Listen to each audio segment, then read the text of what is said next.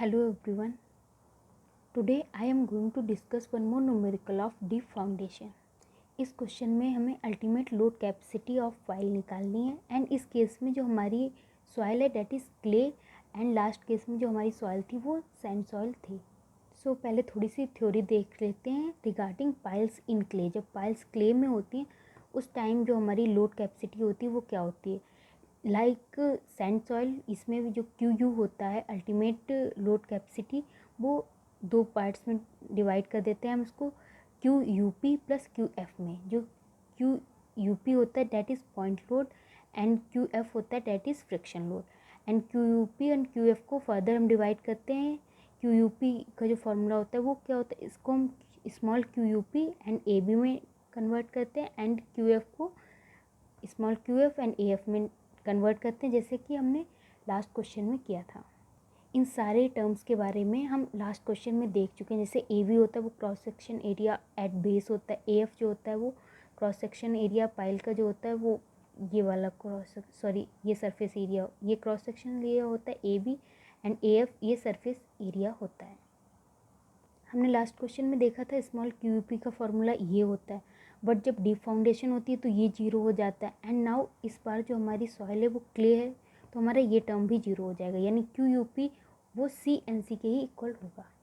So in case of clay जो Q U P होता है वो सी एन सी के इक्वल होता है. एंड ये जो सी हमारा होता है वो बेस पे होता है. सी यू पी हम इसको लिख सकते हैं. ये क्या होता है, undrained cohesion at the base, base पे होता है, बेस ऑफ द पाइल पे होता है. एंड जो क्यू एफ है that is alpha c u होगा. And c u b and c u थोड़े से डिफरेंट होते हैं बिकॉज सी यू जो होता है वो undrained cohesion in the embedded length of pile. जो पूरी पाइल है उस लेंथ में सी क्या है. एंड सी यू बी जो होगा वो क्या होता है, undrained cohesion at the base of the pile. जो बेस होता है वहाँ पे सी की वैल्यू क्या होती है, वो सी यू बी होता है. एंड सी यू इंटायर जो होता है उसमें होता है, इंटायर लेंथ में.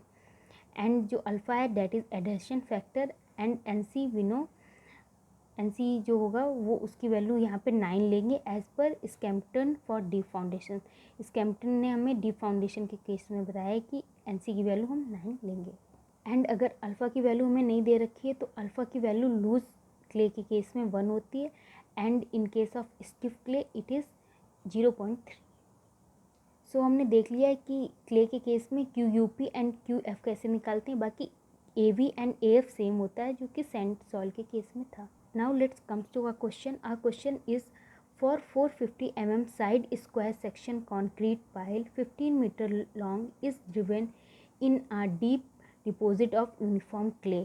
हमारे जो स्क्वायर है उसकी जो साइड है डैट इज़, जो पाइल है वो स्क्वायर शेप में है एंड उसकी साइड की लेंथ है 450 mm एंड लेंथ इज़, जो लेंथ है पाइल की दैट इज़ 15 मीटर एंड वो हमारी यूनिफॉर्म क्ले में है.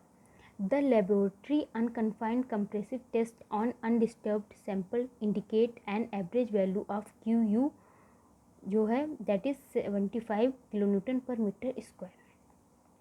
Calculate the ultimate load capacity of pile. हमें ultimate load capacity of pile निकालनी है. टेक वैल्यू ऑफ अल्फ़ा यहाँ पे हमें दे रखी है 0.8. गामा सेचुरेट हमें दे रखा है 18 kilonewton per metre cube and gamma water जो हमें दे रखा है वो 10 किलोन्यूटन पर मीटर क्यूब दे रखा है. नाउ फर्स्ट ऑफ ऑल हम सारी वैल्यूज़ लिख लेंगे जो हमें क्वेश्चन में दे रखी है. हमें अल्टीमेट लोड कैपेसिटी निकालना है, उसका फॉर्मूला हमें पता है. अल्टीमेट लोड कैपेसिटी का फॉर्मूला जो होता है वो Q U equal to Q U P A V plus ये यहाँ पे स्मॉल क्यू है, small Q F A F होता है. एंड हमने देखा है कि जो स्मॉल क्यू यू पी होगा वो सी एन सी के इक्वल होता है. एंड यहाँ पे एन सी की वैल्यू इस स्कैम्पटन के थ्रू हमें 9 दे रखी है, सो ये 9 सी के इक्वल हो जाएगा. एंड क्यू एफ जो होता है वो अल्फ़ा सी डैश के इक्वल होता है.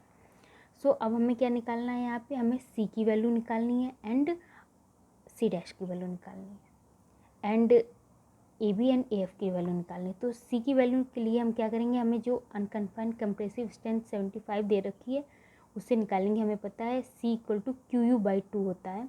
जो ये अनकन्फाइंड स्ट्रेंथ होती है इसको हाफ कर देते हैं, that is 75/2 equal to 37.5 kilonewton per metre square. So C की वैल्यू हमने निकाल ली, इसलिए हमारा जो क्यू यू पी हो जाएगा वो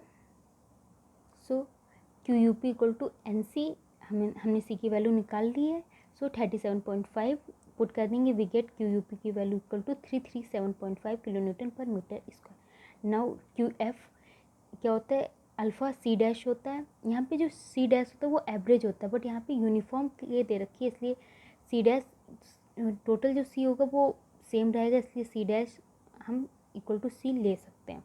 अल्फ़ा की वैल्यू दे रखी है, सारी वैल्यूज पुट करेंगे, we get 30 kilo newton per metre square. Now A B base का जो एरिया होता है क्रॉस सेक्शनल एरिया स्क्वायर है, इसलिए side square, we get this one. A F जो हमारे पूरी पाइल होती है उसका जो सरफेस एरिया होता है वो होता है, सो इसको हम क्या कर सकते हैं, cross section into length area का फॉर्मूला हो जाएगा, वी गेट 27 मीटर पर स्क्वायर।